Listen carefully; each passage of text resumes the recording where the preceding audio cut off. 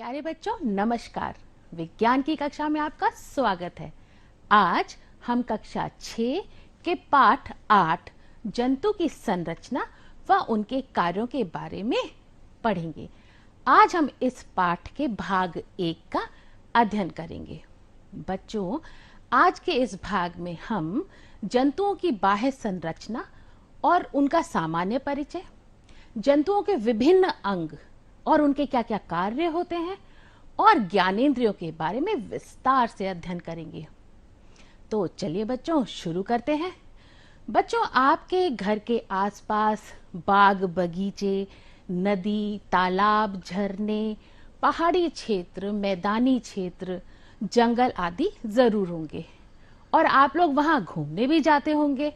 जब आप वहां घूमने जाते हैं तो आपको विभिन्न प्रकार के जंतु आप देखते होंगे, जैसे कि केचुआ, कछुआ, मछली, गिलहरी और तितलियां, रंग बिरंगी चिड़ियां और बहुत सारे अन्य जानवर, घोड़े आदि।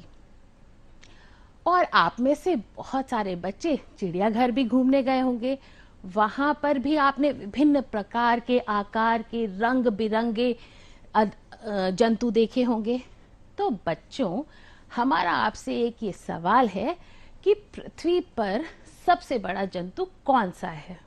और आपके मन में एक ही उत्तर आ रहा होगा और वो है हाथी। बच्चों, हाथी बड़ा जंतु तो है, परंतु पृथ्वी पर सबसे बड़ा जंतु ब्लू व्हेल है, जो समुद्र में पाई जाती है। बच्चों, तो बच्चों, हमने विभिन्न प्रकार के बड़े जंतु और छोटे जंतु जैसे कि चींटी और गेहूं में लगे हुए घुन, ये हमने देखे हैं।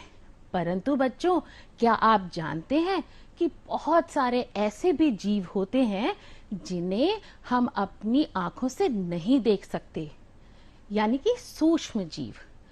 इतने छोटे होते हैं कि हमें उन्हें देखने के लिए एक विशेष प्रकार के यंत्र की आवश्यकता होती है, और वो यंत्र है सूक्ष्मदर्शी यंत्र।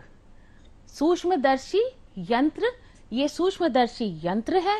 इसमें बच्चों ये नेत्रिका होती है, ये आवर्धक लेंस होते हैं, यहाँ पर स्लाइड रखते हैं और ये इसका दर्पण होता है। ये देखिए, ये सूक्ष्मदर्शी यंत्र है और ये आपके विद्यालय में जरूर होगा। तो बहुत सारे छोटे जंतुओं को देखने के लिए हमें सूक्ष्मदर्शी यंत्र यानी माइक्रोस्कोप का प्रयोग करना पड़ता है। बच्चों, अब ये देखिए, ये है एक सूक्ष्मदर्शी यंत्र। जैसे कि हमने देखा नेत्रिका, फिर यहाँ आवर्धक लेंस है, यहाँ हम स्लाइड लगाते हैं और ये है दर्पण। तो सूक्ष्म संरचनाओं के अध्ययन के लिए सूक्ष्मदर्शी का हमें प्रयोग करना पड़ता है। बच्चों, आपके पास तालाब तो जरूर होगा, तो आप वहां से यदि थोड़ा सा पानी ले आए और वहां के पानी को एक दो बूंद उसको स्लाइड पे रख के यदि हम सूक्ष्मदर्शी यंत्र के द्वारा देखें तो हमें कुछ कुछ ऐसा दिखाई देगा। यहाँ पर विभिन्न प्रकार के जंतु जैसे कि विषाणु, जीवाणु, क्लेमाइडोमोनास, पैरामीशियम, अमीबा, ये विभिन्न प्रकार के सूक्ष्म जीव हमें देखने को मिलते हैं। इसीलिए बच्चों कहते हैं कि सभी जगह का पानी हमें नहीं पीना चाहिए, क्योंकि आप यदि पानी देखने में तो हमें साफ लगेगा, परंतु यदि हमने उस पानी को पी लिया तो उसमें सूक्ष्म जीव हो सकते हैं, जिसके कारण हमें बहुत सारी बीमारियां हो सकती हैं। तो इसलिए हमेशा स्वच्छ पानी ही हमें पीना चाहिए। तो बच्चों, अभी हमने जाना बड़े से बड़े जंतु के बारे में और छोटे से छोटे जंतु के बारे में। अब हम विभिन्न आकार के जंतुओं के बारे में जानेंगे। जीवधारी भिन्न भिन्न आकार के होते हैं। आइए देखते हैं कैसे कैसे। ये है बच्चों पैरामीशियम, फिर आया क्लेमाइडोमोनास, उसके बाद अमीबा, फिर है बच्चों मछली, तारामीन, उछलता हुआ आया मेंढक, और फिर है कछुआ, फिर तितली। देखिए रंग बिरंगी तितली कितनी सुंदर लगती है फूलों पे मंडराती हुई। फिर सांप है, उसके बाद कुत्ता, और ये विभिन्न प्रकार के बहुत सारे ऐसे जंतु हैं जिसमें ज्यादातर जंतु आपने देखे होंगे, भागता हुआ घोड़ा, फिर गाय और हाथी। बच्चों, इनमें से कुछ जंतु अकशेरुकी होते हैं और कुछ जंतु कशेरुकी जंतु होते हैं। यानी कि अकशेरुकी का अर्थ क्या होता है, ये आपने पिछले पार्ट में भी जाना था। अकशेरुकी का अर्थ होता है जिसमें कशेरुक दंड यानी रीढ़ की हड्डी नहीं होती, और कुछ जंतु ऐसे होते हैं जिनमें कशेरुक दंड होता है, उन्हें क्या कहते हैं, कशेरुकी जंतु बोलते हैं। बच्चों, कशेरुकी जंतुओं में सर्वोच्च मनुष्य होता है। तो आज के इस भाग में हम बहुत सारे ऐसे अंगों के बारे में जानेंगे जो कि विभिन्न जंतुओं में होते हैं। इसमें हम मानव के बारे में भी जानेंगे, यानी कि अपने बारे में जानेंगे। तो इसलिए ये पाठ बहुत ही रोचक है, क्योंकि अपने बारे में जानना कि हमारे अंदर कौन कौन से अंग हैं और उनका क्या क्या कार्य है, तो इसे जानने में तो बड़ा मजा आएगा। तो चलिए एक एक करके आइए हम इनको जानते हैं। तो सबसे पहले हम बात करते हैं पाचन अंग की। बच्चों, हमारे घर के बड़े सब लोग आपको क्या बोलते हैं कि समय पे भोजन करना चाहिए, और कैसा भोजन होना चाहिए, वो संतुलित आहार होना चाहिए। तो पहले हम बात करते हैं कि समय पे भोजन हमें क्यों करना चाहिए। बच्चों, क्योंकि भोजन से हमें क्या चीज मिलती है, सोचिए सोचिए, बिल्कुल सही, भोजन से हमें बहुत सारी ऊर्जा मिलती है, और उस ऊर्जा से हम क्या करते हैं, अपने सभी कार्यों को करते हैं। तो कार्य करने की क्षमता हमें वही ऊर्जा प्रदान करती है जो ऊर्जा हमें भोजन से मिलती है। तो बच्चों, पचा हुआ भोजन हमारी छोटी आंत से सभी कोशिकाओं तक पहुंचता है। किसके द्वारा पहुंचता है, सोचिए, बिल्कुल सही बच्चों, रक्त के द्वारा पचा हुआ भोजन हर कोशिका तक पहुंचता है, और वहां ऑक्सीजन की उपस्थिति में भोजन का ऑक्सीकरण होता है। भोजन के ऑक्सीकरण से बहुत सारी ऊर्जा उत्पन्न होती है, और यही ऊर्जा बच्चों हमें कार्य करने की क्षमता प्रदान करती है। अब हम बात करते हैं संतुलित आहार की। तो बच्चों, आहार में कुछ पोषक तत्व होते हैं। कौन कौन से, प्रोटीन, वसा, फिर कार्बोहाइड्रेट या उसे मंड भी कहते हैं, विटामिन और लवण। तो ये सब पोषक तत्व हैं, और हमारे भोजन में ये सभी मौजूद होने चाहिए। तो इसलिए हमें संतुलित भोजन करना चाहिए। बच्चों, इनमें से मंड यानी कार्बोहाइड्रेट, वसा और प्रोटीन, ये सभी पानी में अघुलनशील होते हैं। तो इन्हें घुलनशील अवस्था में और सरल अवस्था में बदलने का कार्य पाचन क्रिया करती है। तो अब हम बात करते हैं पाचन अंगों की, यानी कि वो अंग जो पाचन की क्रिया में सहायता प्रदान करते हैं, वो होते हैं पाचन अंग। तो आइए पाचन अंगों को क्रमवार जानते हैं। तो उसमें होता है मुख, मुखगुआ, ग्रास नली, फिर अमाशय जिसे हम स्टमक कहते हैं, फिर छोटी आंत के बाद बड़ी आंत, फिर मलाशय और गुदा। ये मुख से लेके गुदा तक आहार नाल कहलाती है, जो कि बच्चों तकरीबन 9 मीटर लंबी होती है। बच्चों, इसके साथ साथ पाचन अंग के साथ साथ पाचन ग्रंथियां भी होती हैं।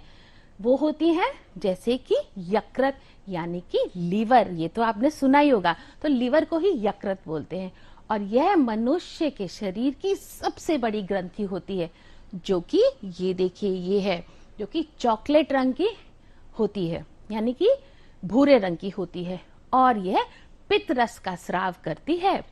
उसके साथ साथ एक और ग्रंथि होती है जिसे अग्नाशय कहते हैं, जिसे इंग्लिश में पैंक्रियाज बोलते हैं। ये गुलाबी रंग की होती है, और यह अग्नाशयी रस का स्राव करती है। तो चलिए बच्चों, पाचन कैसे कैसे होता है हम उसके बारे में जानते हैं। तो पाचन, हम सबसे पहले भोजन अपने मुंह में रखते हैं, है ना, मुंह में रखते हैं। तो बच्चों पाचन मुंह से ही शुरू हो जाता है, क्योंकि जैसे ही हमने अपना भोजन मुंह में रखा तो दांत क्या करते हैं, उसे छोटे छोटे टुकड़ों में काट देते हैं और तभी लार भी हमारे मुंह में आ जाती है। और जीभ का क्या काम होता है, वह भोजन को और लार को अच्छी तरह से मिला देती है और उसके बाद वो भोजन हम उसे निगलने में हमें बहुत आसानी होती है। तो बच्चों आपने देखा होगा कई बार आप बहुत जल्दी जल्दी खाना खाते हैं तो क्या होता है, आपका खाना अटकने लगता है। उसका कारण क्या है कि हम क्योंकि जल्दी खाना खा रहे हैं तो उतनी लार नहीं बन पा रही, इसलिए हमें फिर पानी के द्वारा उसको निगलना पड़ता है। अब वहां से भोजन पहुंचता है हमारे अमाशय में यानी स्टमक में, जो कि जे शेप का होता है। वहां पर भोजन बच्चों तकरीबन 3 घंटे रहता है और उसका पाचन होता है। उसके बाद वह खाना छोटी आंत में पहुंचता है और जैसा कि अभी हमने बात की थी कि पाचन ग्रंथियां हैं, यकृत और अग्नाशय, तो वहां से जो पित्त रस और अग्नाशयी रस है वो वहां से स्रावित होकर छोटी आंत तक पहुंचता है और छोटी आंत में पाचन पूरी तरह से हो जाता है, यानी भोजन का पाचन पूरी तरह से छोटी आंत में संपूर्ण हो जाता है। उसके बाद अब जो हमने पहले बात की थी कि पचा हुआ भोजन रक्त के द्वारा हर कोशिका तक पहुंचता है, वहां उसका ऑक्सीकरण होता है और ढेर सारी ऊर्जा उत्पन्न होती है। अब बचे हुए खाने का यानी कि जो वेस्ट प्रोडक्ट है उसका क्या होता है, तो बच्चों वो बड़ी आंत से होते हुए मलाशय और गुदा से वह बाहर निकल जाता है। तो ये हुआ बच्चों हमारा पाचन तंत्र, पाचन अंग, जिसके बारे में हमने जाना। अब हम अपने अगले अंग पर चलते हैं, वो है श्वसन अंग।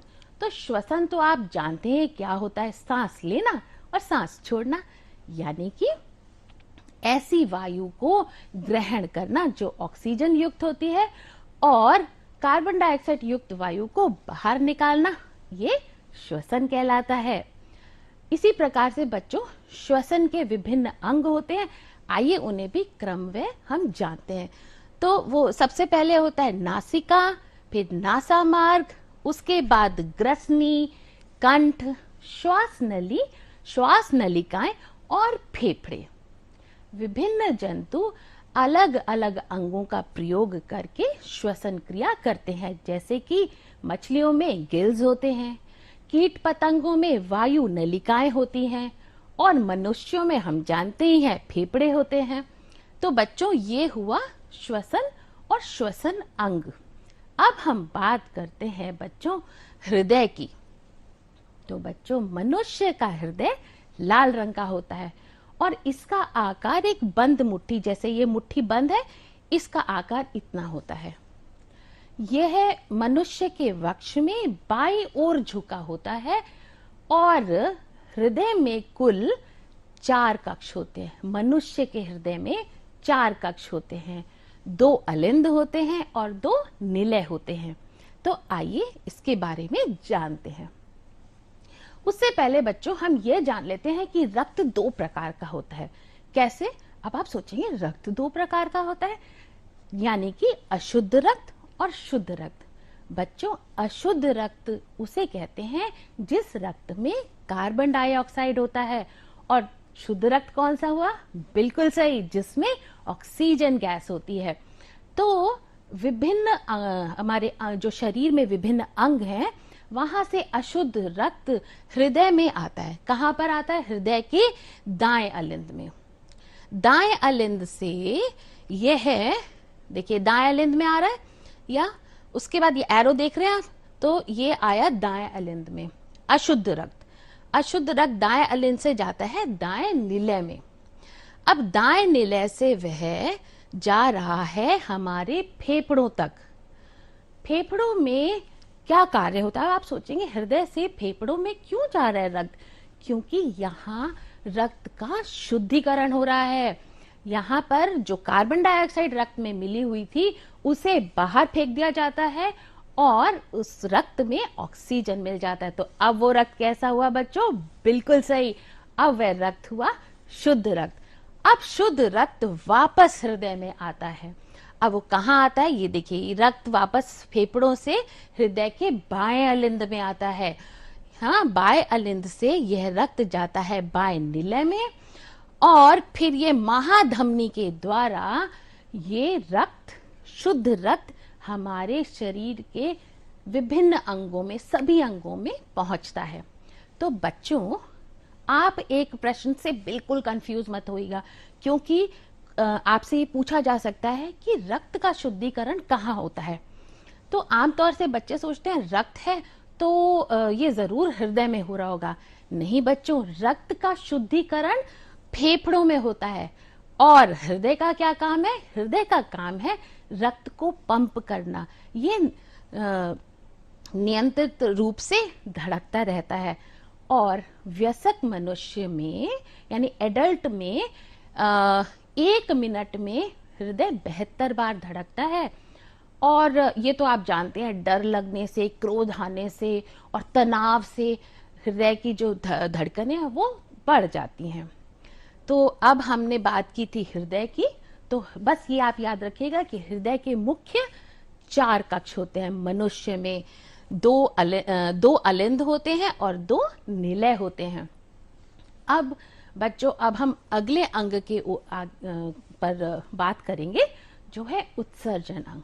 अब बच्चों, जैसे क्रियाएं, श्वसन की क्रिया हुई और पाचन की क्रिया हुई, तो ऐसी क्रियाओं के द्वारा बहुत सारे अपशिष्ट पदार्थ हमारे शरीर में बन जाते हैं, जो कि हमारे शरीर के लिए बहुत अनुपयोगी हैं, मतलब नुकसान पहुंचाते हैं। तो ऐसी चीजों को तो हमें शरीर से बाहर निकालना होगा। तो जो अपशिष्ट पदार्थ हैं उनको शरीर से बाहर निकालने की क्रिया को उत्सर्जन क्रिया कहते हैं। और उसी प्रकार से उत्सर्जन क्रिया की सहायता करने वाले अंगों को उत्सर्जन अंग कहते हैं। तो आइए हम जानते हैं मनुष्य के उत्सर्जन अंग कौन कौन से होते हैं। तो उसमें होते हैं 2 वृक्क। वृक्क शब्द आपको थोड़ा मुश्किल लगेगा, लेकिन किडनी तो आपने जरूर सुना होगा। तो बच्चों, वृक्क यानी किडनी, तो 2 किडनी होती है। फिर मूत्र वाहिनी होती है, मूत्राशय और मूत्र मार्ग। तो आइए अब बात करते हैं कि वृक्क का क्या कार्य होता है।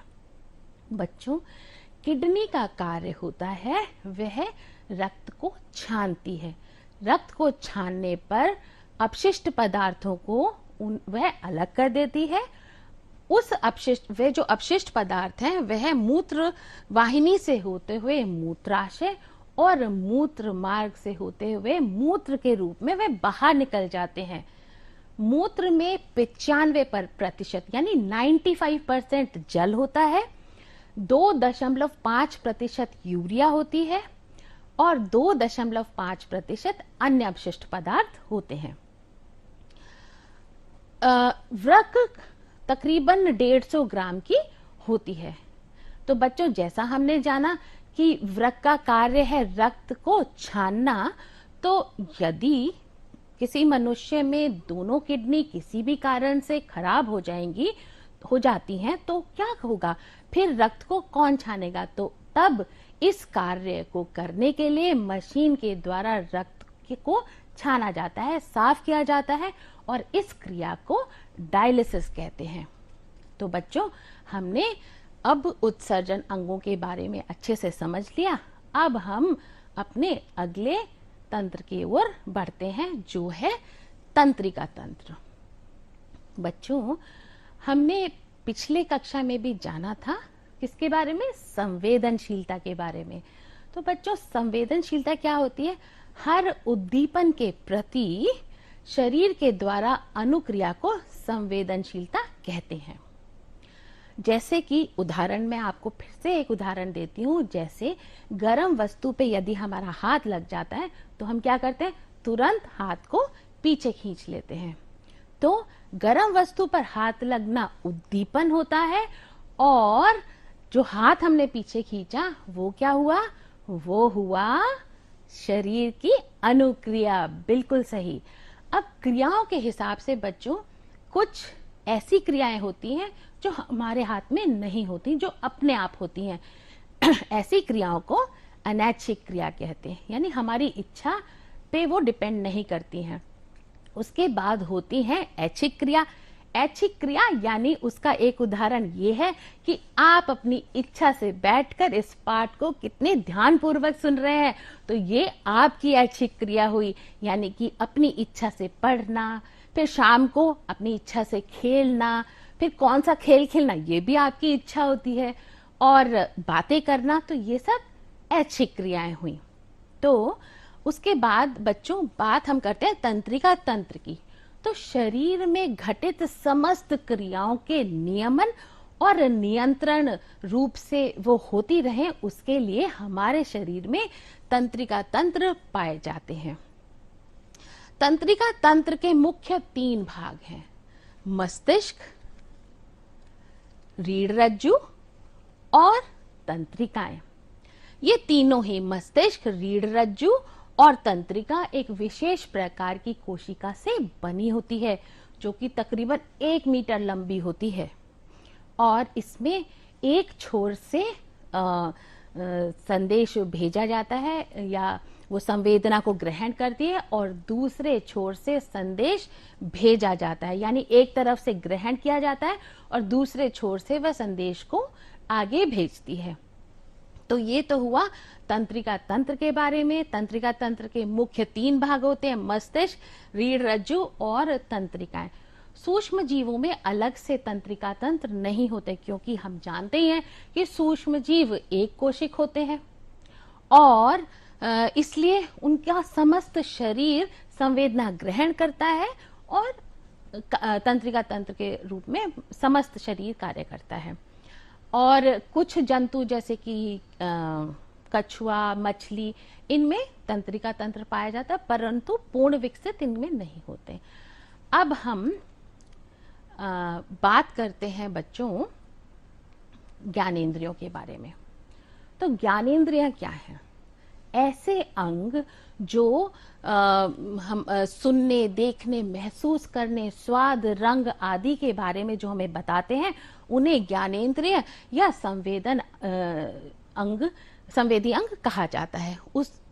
मुख्य हमारे मनुष्य के शरीर में 5 संवेदी अंग होते हैं, जैसे कि कान, आंख, नाक, जीभ और त्वचा।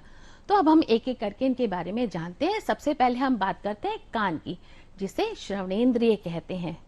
कान के मुख्य 3 भाग होते हैं बच्चों, 3 भाग कान के। एक तो बाह्य कर्ण, ये देखिए, ये बाह्य कर्ण है, इसको मैं आराम से मोड़ रही हूँ, ये बहुत कोमल होता है, मुझे दर्द नहीं हो रहा है इसको मोड़ने में। तो ये क्यों हो रहा है? क्योंकि ये कार्टिलेज से बना हुआ है। ये किससे बना हुआ है? कार्टिलेज से, यानी उपास्थि से बना हुआ है। उसके बाद आता है मध्य कर्ण। मध्य कर्ण में कर्णपटा झिल्ली होती है और होता है अंतर आंतरिक कर्ण। बाह्य कर्ण और मध्य कर्ण ध्वनि तरंगों को ग्रहण करके आंतरिक कर्ण तक पहुंचाता है।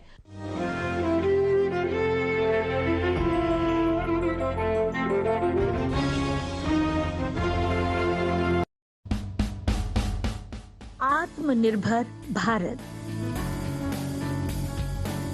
20 लाख करोड़ रुपए के आर्थिक प्रोत्साहन पैकेज की घोषणा, जिसका उद्देश्य स्वनिर्भर भारत का निर्माण करना है।